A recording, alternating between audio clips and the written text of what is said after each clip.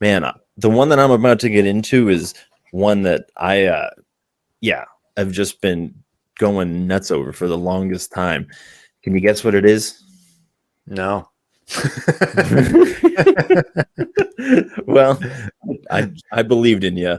It's Behold Behemoth #3, man. All So right. I read this last Thursday, a day after we recorded, and I just continue to love this story so much. I went back and bought issues 1 and 2 digitally because the art in this is so good. I'm like, I bet The this art looks, does look amazing in it. dude, it's so good. I'm like, I have to get this in digital because I bet, like, just again for those of you who are watching, like seeing something like this digitally just looks like it's so good. Not that it doesn't look good like on the page, because it definitely does, but digitally it's just a whole nother experience. And what was really nice was I felt like this issue was the one that really kind of opened my eyes to see what the premise of this is. Um, so the premise is, oh man, I don't even remember the people's names, so you're gonna have to forgive me for that. But let's see if I can find them real quick. I doubt I'm going to be able to. Oh boy, I'm Are you feeling. talking about the characters? Yeah. Gray Um, and Ren? oh wow, how'd you I'm find I'm this? I'm looking on our secret source, and Nice. their So names yeah, are in the little So blurb. Grayson is the main guy's name.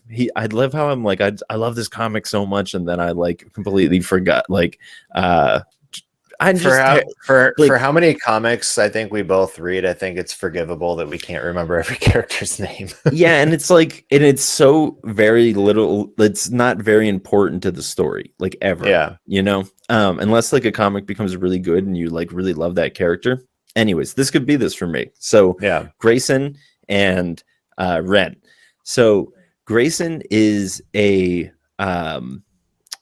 a child service agent. I can never remember what that word is. It's like someone that goes to the house and checks on foster kids.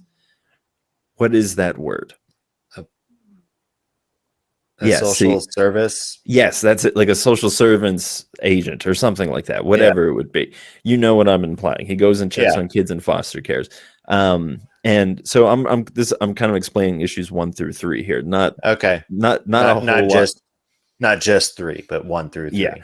Yeah. So in issue 1, we see that Grayson has like a kind of really rough childhood, but he has a brother who's like he's brave and like kind of like Grayson's inspiration.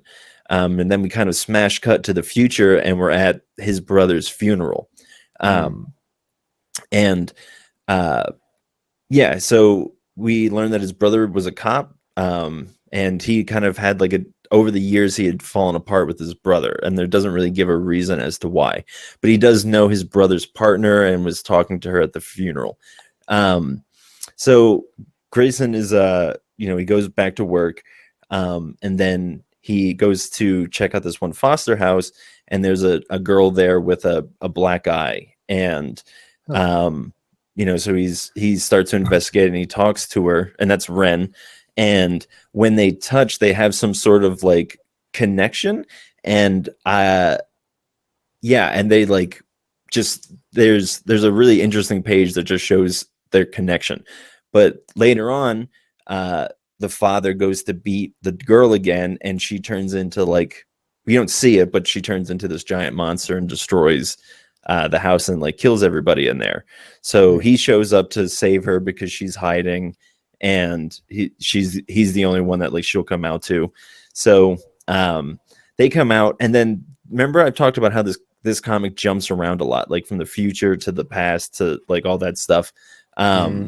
We see a lot in the future of those two walking around together, and kind of it's she doesn't really, I can't remember when she fully turns into a monster, but anyways, we find out that she has the ability to like turn into this giant behemoth, and that there's something is happening, and that it's happening throughout the world, that two people meet, and one is like I forget what they call it. One is the behemoth or something like that, and the other one is a Behold.